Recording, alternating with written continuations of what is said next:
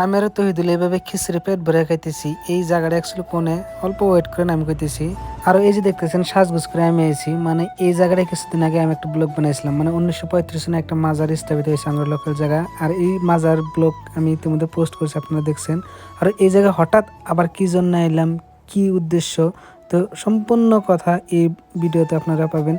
আর এত সুন্দর জায়গা অ্যাকচুয়ালি কি জন্য ভাঙা হয়েছে, কি জন্য এত মানুষ আজকে এই জায়গাতে আসার কারণ, সম্পূর্ণ কথা আমি এই ভিডিওর থ্রু দিয়ে আপনাদের জানাবো। তো ভিডিওটা একদম শেষ পর্যন্ত দেখেন। তো চলুন ভিডিওটা স্টার্ট করি। আসসালামু আলাইকুম সুপ্রিয় দর্শক, আশা করি আপনারা সবাই ভালো আছেন। আনন্দ দিনের তুলনায় ডেকদোয়া পাহাড় আজকে নতুন করে সাজানো হয়েছে। সাজানোর একটা মেন উদ্দেশ্য আছে। উদ্দেশ্যটা হয়েছে যে আজকে এই জায়গায় 2 নং ধুবড়ী লোক সমষ্টির এমপি মহোদয় আসবো, যার জন্য উখলমাখল পরিবেশের সৃষ্টি হয়েছে। আর সুন্দর একটা পরিবেশ দেখেন। এই অন্ধ মানুষটা হেল্প করতেছে একটা মুন্সি মানুষ, মানে কতটুক মানবতা দরদি কাম করতেছে মানুষটা, আমার খুব ভালো লাগছে, যার জন্য আমি ক্যাপচার করলাম। আরো কিছু সময় পরে এই জায়গায় স্থানীয় এমএলএ আরো 2 নং লোকসভা সমষ্টির এমপি মহোদয় এসে উপস্থিত হবে, যার জন্য পুরো মানুষ জমে আছে। মর্নিং টাইমে খুব রোদ দেওয়ার জন্য আমি গাছতলা বয়ে আছি আর দেখতেছি পরিবেশটা। নির্ধারিত সময়ের ভিতরে স্থানীয় এমএলএ আরো আমরা 2 নং লোকসভা সমষ্টির মাননীয় রকিবুল হোসেন ডাঙ্গুরিয়া এই জায়গায় উপস্থিত হলো। আর এই জায়গায় আজকে মাজারে 1935 সালে স্থাপিত মাজারে 2 নং লোকসভা সমষ্টির এমপি মহোদয়ের দ্বারা গম্বুজ প্রতিস্থাপন করা হবে। আর এই গম্বুজের আধারশিলা স্থাপন কার্যসূচি রাখা হয়েছে, যার জন্য এই জায়গায় আজকে এত মানুষের ভিড় জমানো হয়েছে। আর তার জন্য স্থানীয় এমএলএ দেখতেছেন একে রশিদ আলম ডাঙ্গুরিয়া আরও 2 নং লোকসভা সমষ্টির রকিবুল হোসেন ডাঙ্গুরিয়া এই জায়গায় পৌঁছিল। আরও এই জায়গায় কিছুক্ষণ পরে এই দুইজনের হাত দিয়া এই মাজারের গম্বুজের আধারশিলা স্থাপন করা হবে। আর এই কার্যসূচি রূপায়ণ করার জন্য এই মাজার কমিটির তরফ থেকে স্থানীয় মানুষের সবের সহযোগিতা নিয়ে মাজার কমিটির তরফ থেকে আজকের এই কার্যসূচি হাতে নিছে।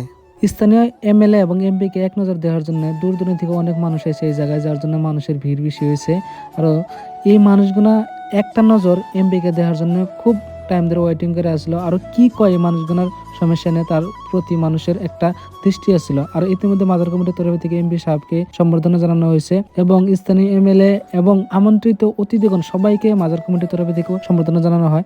তারপরে দেখেন হাজার হাজার মানুষ এইভাবে রোদের মাঝে, প্রচন্ড রোদের মাঝে বসে এমএলএ এবং এমপি সাহেবের দুই একটা কথা শোনার জন্য বহুত টাইম ধরে ওয়েটিং করে আসছিল, যার ফলে সর্বশেষে এমএলএ এবং এমপির ভাষণ সুন্দরভাবে শোনা পেতেছে। এই যে দেখতেছেন হাজার হাজার মানুষের মাঝে এইভাবে সুন্দরভাবে এমপি সাহেব নিজের ভাষণ দিয়ে গেছে। আর মানুষ চুপচাপ হয়ে না আছে, মানে খুব আগ্রহে মানুষ ওয়েটিং করে আসছিল এমপি সাহেবের জন্য। আরো এমপি সাহেব যখন আইসে মানুষ চুপচাপ এইভাবে রোদের মাঝে হয়ে না আসলো। আর একটা সুন্দর একটা পরিবেশ হয়েছে, কারণ এই জায়গাটা 1935 সন থেকে এই জায়গা স্থাপিত হয়ে আছে। আর এর মাঝে আমার বগলে তৈদুল এসে উপস্থিত হলো, কোন থেকে বা উড়ল পেরে এলো আমি নিজেও জানি না, কিন্তু এসে দিয়ে আমার পাশে খাড়া রয়েছে। আর এদিকে এমপি সাহেব নিজের ভাষণ সুন্দরভাৱে দিয়ে আছে। ফোন কৰি অফিচাৰক ইয়াতে মাতি আনি আমি কামবিলাক এতিয়া আমাৰ কাম কৰাৰ তৰিকাবিলাক অলপ সলনি হ'ব লাগিব। আমি আমাৰ মানসিক চিন্তাধাৰা সলনি কৰিব লাগিব। আর এই যে অন্ধ মানুষটা যে দেখতেছেন, এই অন্ধ মানুষটার কথা শুনলে আপনার খুবই খারাপ লাগবে, কারণ সকাল 4টা বাজে আছে এক নজর এমপির সঙ্গে কথা বলার জন্য, কিন্তু এই জায়গার স্থানীয় কিছুক্ষণ মানুষ এই মানুষটা এমপি এবং এমএলএর আশেপাশে চাপ্পার দিল না। এবং আজকের যেটা মেন কার্যসূচি ছিল আধারশিলা স্থাপন করা, আর এই জায়গাটা এসে এমপি নিজে আধারশিলা স্থাপনের জন্য নিজের হাতে মশলা এই পোস্টের ভিতরে ঢেলে দিয়া আরম্ভ করলো। আর এই জায়গাটা আজকে থেকে উদ্বোধনী হয়ে গেলো যে এই জায়গায় গম্বুজ সৃষ্টি হবো।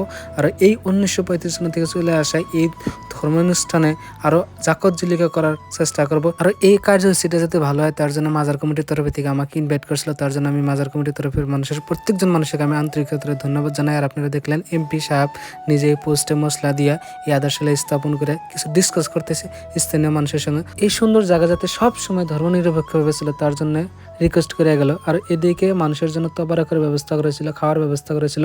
চারিদিকে মানুষ আর মানুষ, মানে খাওয়ার জন্য পাগলা হয়ে গেছিল।